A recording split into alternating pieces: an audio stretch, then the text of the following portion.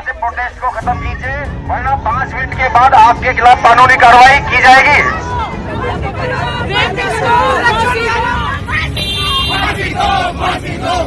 न्यायपालिका ने जो है अच्छा किया, उनको न्याय मिला, थोड़ा देर से मिला, लेकिन हम लोग उस न्याय को स्वागत करते हैं। उत्तर प्रदेश के उन्नाव में रेप पीड़िता को न्याय नहीं मिला, वो सड़क पर धक्के खा रही है और भाजपा के मंत्री न्यायालय के फैसले का स्वागत कर रहे हैं। न्यायपालिका ने जो है अच्छा किया, उनको न्याय मिला, थोड़ा देर से मिला, लेकिन हम लोग उस न्याय को स्वागत करते हैं। रेप पीड़िता कह रही है कि अब मेरी जान को खतरा है। इस देश की बहन बेटियों के न्याय से, न्यायालय से भरोसा उठ रहा है। 14 साल पहले सर कोर्ट को मानते थे, अब नहीं मानते हैं। और देश के प्रधानमंत्री जो ये नारा लगाते हैं, बेटी बचाओ बेटी पढ़ाओ, वो बेटियों को न्याय दिलवाने में नाकाम साबित हो रहे हैं। दिल्ली की सड़कों पर जब पीड़िता कुछ महिलाओं के साथ आंदोलन करती है तो पुलिस धमका रही है कि अगर 5 मिनट में ये जगह आपने खाली नहीं की तो फिर आपके ऊपर कानूनी कार्रवाई हो जाएगी। तुरंत यहाँ से प्रोटेस्ट को खत्म कीजिए, वरना 5 मिनट के बाद आपके खिलाफ कानूनी कार्रवाई की जाएगी। और इसके बाद भी आपको लगता है कि बेटी बचाओ बेटी पढ़ाओ। उन्नाव रेप पीड़िता के वकील ये कह रहे हैं कि सीबीआई की तरफ से भी कई जगह पर ऐसी साजिश की गई है कि इसका प्रभाव पड़े कि मामला दब जाए। और न्यायपालिका में इन 2 जजों को गौर से देखिएगा, इन्हें याद रखा जाएगा जिन्होंने इतने जघन्य अपराध में बरी कर दिया पास्को एक्ट हटा करके कि रेप करने वाला आरोपी लोक सेवक नहीं है। फिर सुनिए कि पीड़िता के वकील ने इस पूरे मामले में कितना संगीन मामला है इसको लेकर के उसी समय टिप्पणी कर दी थी। कानूनी रास्ता है, हमें सुप्रीम कोर्ट जाना है, लेकिन हमारे खिलाफ ऑर्ड्स क्या है वो समझ लीजिए।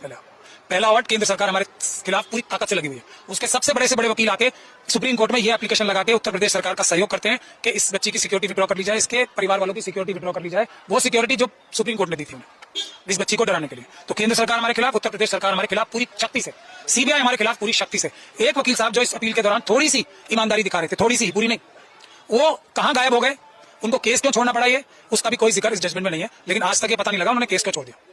ये हालात हैं तो हमें तैयारी ज्यादा करनी पड़ेगी, उससे भी ज्यादा करनी पड़ेगी जितनी हमने इस केस के लिए तैयारी की थी, बेल इनकी सस्पेंशन डिसमिस कराने के लिए। तो थोड़ा समय, हालांकि उनके वकील का अब ये कहना है कि पता ये चल रहा है कि सीबीआई अब सुप्रीम कोर्ट जाना चाहती है, लेकिन उन्होंने इस बात में संदेह व्यक्त किया कि अगर सीबीआई वाकई न्याय दिलाना चाहती है पीड़िता को, जिसका परिवार आधा खत्म हो गया, सिनेमा में जैसे देखते थे वैसे हमला किया गया, घेर करके मारा गया, उसके ऊपर हमला, उसके पति के ऊपर हमला, उसके पिता के ऊपर फर्जी मुकदमा, फिर जेल, और उसके बाद उसकी मौत हो गई। सिक्योरिटी जो मिली थी उसको सिक्योरिटी को हटवाया गया, गवाहों के ऊपर ट्रक चढ़ गया है बिना नंबर जिस पे कालिक पुती हुई है। ये कोई फिल्मी कहानी नहीं है साहब, ये इस समय के बेटी की ऊपर जो हो रहा है, यही बेटी है जो अपने न्याय के लिए दिल्ली में दर बदर ठोकरें खा रही है और इनसे मिलने वाला कोई नहीं। नेता प्रतिपक्ष राहुल गांधी और सोनिया गांधी ने इनसे मुलाकात की। देश के प्रधानमंत्री को इसका समय नहीं है कि वो इस पर कोई बात करें। लेकिन मैं आपको 1-2 और मामले की तरफ ले जाना चाहता हूं, और वो इसलिए क्योंकि अंकिता भंडारी नाम की एक लड़की जो उत्तराखंड के एक होटल में काम करती थी, अब उसमें एक महिला कई दिनों से कई तरह की वीडियो सार्वजनिक करके आरोप लगा रही है कि भारतीय जनता पार्टी के राष्ट्रीय महासचिव और उत्तराखंड के प्रभारी दुष्यंत कुमार गौतम वही व्यक्ति थे वीआईपी, और दूसरे का नाम आ रहा है आरएसएस प्रचारक अजय कुमार, जिन 2 लोगों को स्पेशल सर्विस कोट अनकोट देने का दबाव बनाया गया था, जिसके बाद अंकिता भंडारी की संदिग्ध मौत हो जाती है। हम एक रिकॉर्डिंग सुनाते हैं, ये सुनिए। विनोद आर्या उस अंकिता भंडारी का जो लड़का बंद है, वो विनोद आर्या का, वो अंकिता भंडारी के मर्डर में बंद है। अंकिता भंडारी को उसने प्रेशर किया कि तू दुष्यंत को देगी, रात को इसके साथ सोगी, उसने मना कर दिया। उसने ज्यादा पी ली, उसने सुसाइड कर दी। अंकिता बोले मैं ये काम नहीं करूं। वो होटल वहीं बता रहे थे ना आप, जहां गए थे घूमने? हाँ, और अंकिता भंडारी थी उसमें, और वो पार्टी छोड़ेंगे नहीं किसी भी कीमत पर दुष्यंत गौतम को। अगर दुष्यंत गौतम को अभी पार्टी ये कह देती कि पल्ला झाड़ देती तो पार्टी गिर जाती, भारतीय जनता पार्टी गिर जाती। दो लोगों के नाम है इसमें, मैं फिर बता रहा हूँ, एक दुष्यंत गौतम और एक अजय कुमार, वो संगठन दोनों महामंत्री संगठन, दोनों। ये हरिद्वार था, उसका मुझे पता नहीं वो कहा था। इनमें से कोई दो के नाम आए हैं, संगठन महामंत्री अजय और दुष्यंत पता नहीं मुझे कहा है, लेकिन ये उस दिन यहाँ ठहरा हुआ था। आज तक इस महिला के किसी वीडियो पर सरकार, केंद्र सरकार, उत्तराखंड में भी बीजेपी की सरकार है, उनमें से कोई इस तरह का काम क्यों नहीं कर रहा कि ये महिला सही बोल रही है या गलत बोल रही है। ये भाजपा के नेता इस अंकिता भंडारी के मामले में शामिल है या नहीं है, इस पर कोई तो कार्रवाई हो। 18 सितंबर 2022 की घटना है अंकिता भंडारी की, और इसमें जब बीजेपी के नेताओं का नाम आ रहा है, टीवी चुप, अखबार चुप, कहीं कहीं कुछ कुछ खबरें आपको मिलेंगी। मैं उस बहन से हाथ जोड़ के विनती करती हूँ कि बहन, मैंने अपनी बेटी को बड़े लाड प्यार से पाला था, अब 3 साल हो गए मुझे रोते रोते, अभी तक मुझे कोई न्याय नहीं मिला। जब से मैंने आपकी वीडियो देखी है मुझे आशा की किरण दिखाई दी है। अगर आप उन सबूतों को कोर्ट में पेश करोगे तो मेरी बेटी को न्याय मिल सकता है।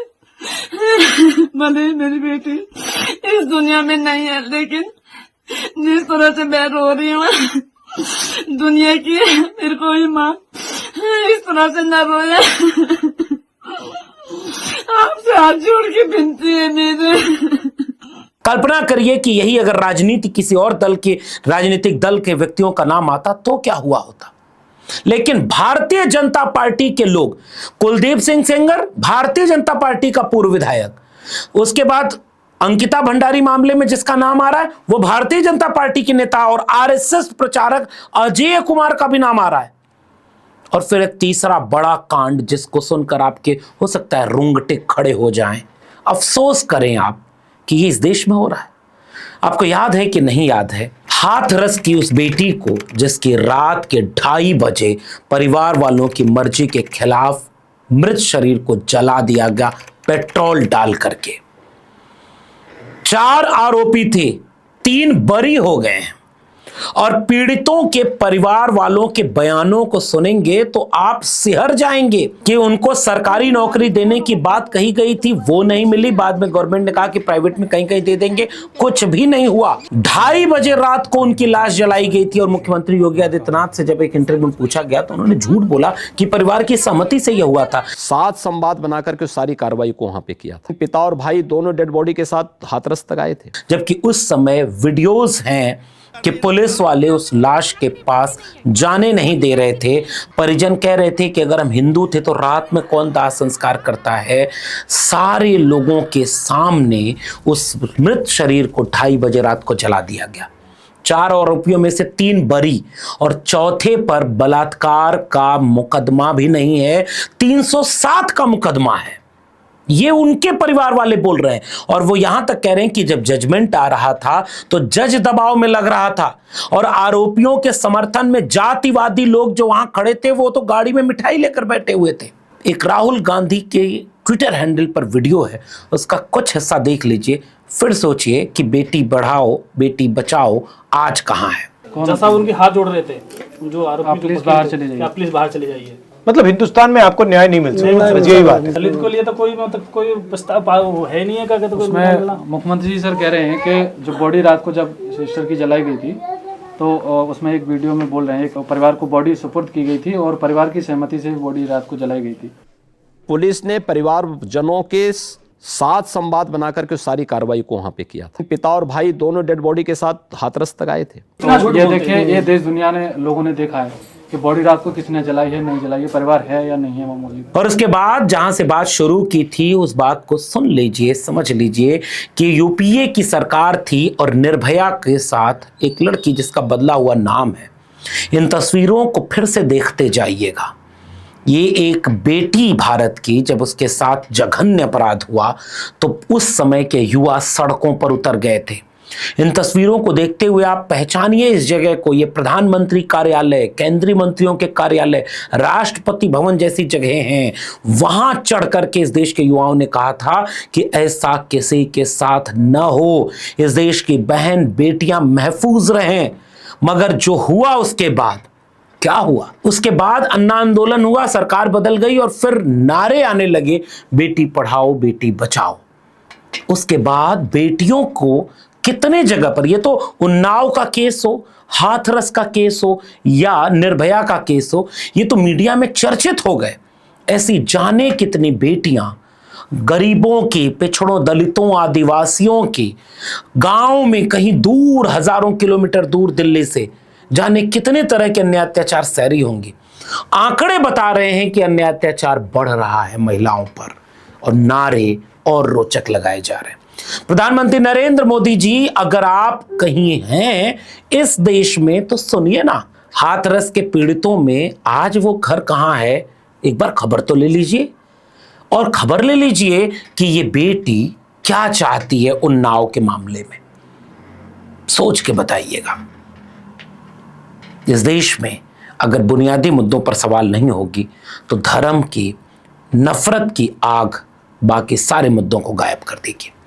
इस बेटी को न्याय मिले और ऐसे किसी भी कृत्य को रोकने के लिए इस देश के पुरुषों को ट्रेनिंग मिले, शिक्षा बचाई जाए, समाज में एक ट्रेनिंग दी जाए कि हम लैंगिक रूप से भेदभाव के बिना एक ऐसा समाज बनाएं जिसमें कोई भी बहन बेटी के साथ इस तरह का अन्याय अत्याचार ना हो। फिलहाल इस वीडियो में इतना ही। अगर ये वीडियो आपको जरूरी लगे तो लोगों तक शेयर जरूर करिएगा।